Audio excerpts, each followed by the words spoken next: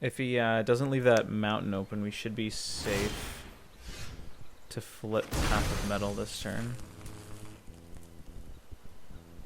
But I actually don't know. I don't, whatever.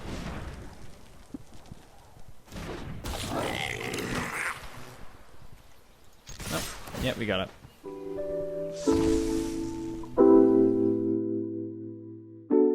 A couple standards ago, Path of Mettle made its rounds in a few Boros aggro decks, utilizing cards such as Bomat Courier and Fanatical Firebrand to keep a full hand and flip Path of Mettle quickly. Upon release of Guilds of Ravnica, however, Bomat Courier rotated out, and with it, Path of Mettle saw much less play in standard Magic. Fast forward to today, Throne of Eldraine provides much needed tools and aggressive creatures to keep the card thriving in the historic format. Path of Mettle is a 2 CMC enchantment that pings every creature that doesn't have these keywords for 1 damage. This can completely shut down your opponent's early board state. Opening elves, flyers, and much more stand no chance. When you attack with at least 2 creatures that have these keywords, Path of Mettle transforms into Metzali, Tower of Triumph, an absolute powerhouse that pushes Boros into the mid-range. Metzali prevents opposing board states of 1 to 2 creatures from swinging for fear of losing their best one, while also giving you the reach you need to turn up the clock, put on the pressure, and close out games, even on empty board states. I'm just gonna swing everything anyways. I think I can win this turn. I can do 1, 2, 3, 4, yeah. That's fine.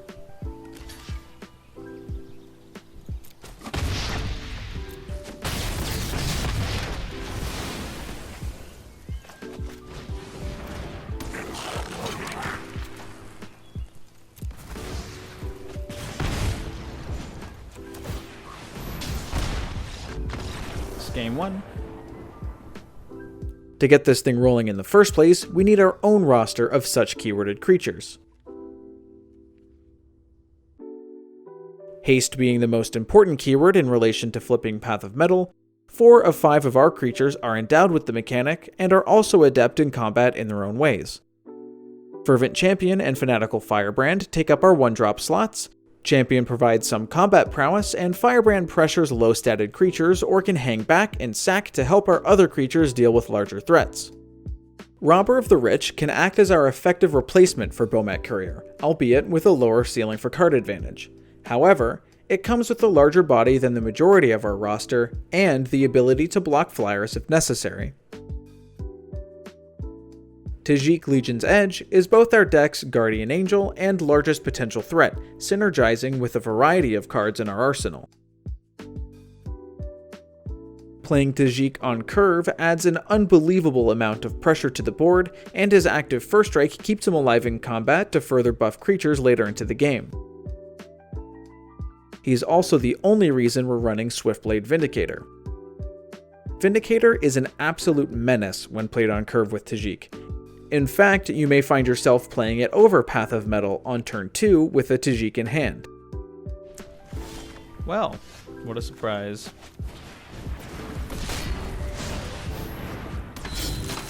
That's a lot of damage.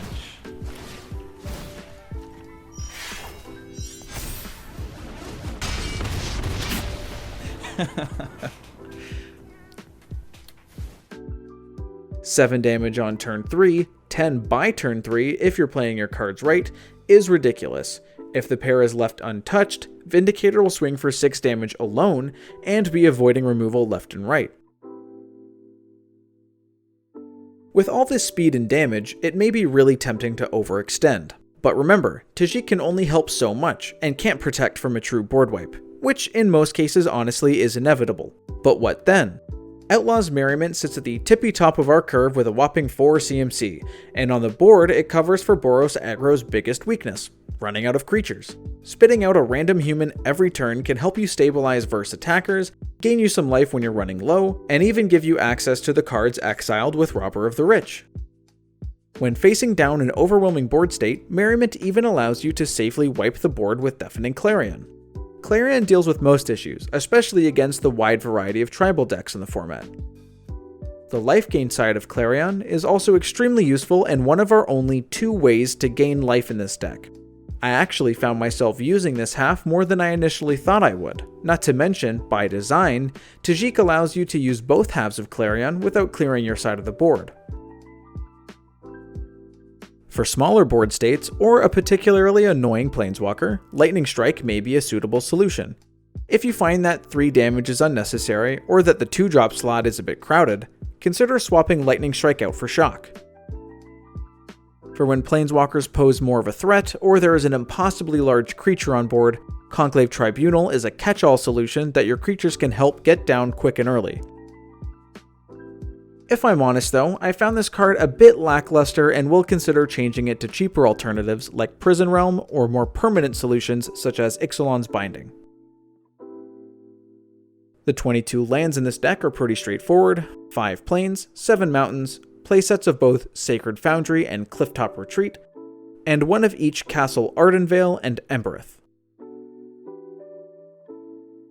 Our sideboard is pretty concise with only 5 different cards. Knight of Grace can be subbed in to replace Robber of the Rich or even Swiftblade Vindicator versus mono black or removal heavy control matchups. Fry can be exchanged for Lightning Strike to deal with big threats like Teferi or Lyra Dawnbringer. Justice Strike can be used for dealing with all manner of large-bodied creatures. However, Citywide Bust may be a more apt inclusion as none of our creatures can reach over 3 toughness. Chance for Glory is fantastic versus control matchups as it allows you to finish the game before they have a chance to adapt. And finally, the last copy of Deafening Clarion can be subbed in versus aggro matchups as you have much further reach main deck with cards like Outlaw's Merriment and of course Path of Mettle. Here's the full deck list again. If you were to redeem these all on Arena now, it would cost you 8 commons, 14 uncommons, 26 rares, and 11 mythic rares.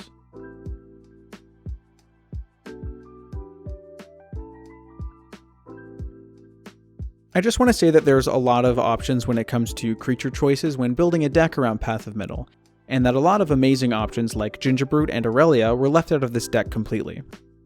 If you found that another set of creatures worked better for your deck, please leave them in a comment below to help out your fellow viewers, or come over to my Twitch channel at twitch.tv/jadelight and we can have a conversation about it. I'd love to hear all of your feedback on any deck that I make, and with it, I'm sure the climb to Mythic will be a lot less steep for all of us. Well, that's everything for this deck tech today, guys. I just want to thank you all for sticking through it. If you like this kind of style of deck tech, please leave a like and subscribe. Maybe leave me a comment of any kind of deck you'd like to see in the future. I have plenty of ideas for future content, both of which is going to be for Historic and Standard in Magic. I think Historic as a format has a lot of potential, so a lot of content from me is going to be made regarding that playlist. If you want to see me try out these decks live, you can go over to Twitch. Follow me there at twitch.tv/jadelight. You can follow me on Twitter and Instagram, both at jadelightest. So thank you again very much for sticking all the way through to the end, and I'll see you guys next time. Possibility. Good. We're gonna do everything we can here.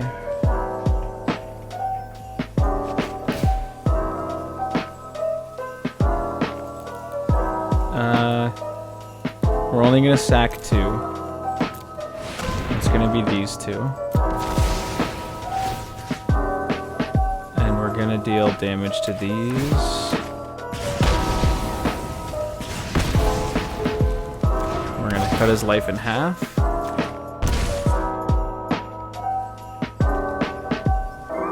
Wait, does it make it?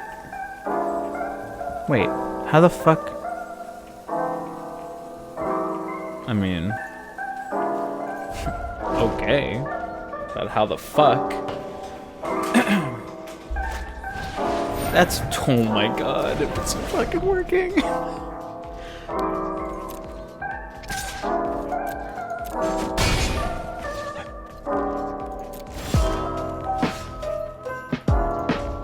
Good game, my dude.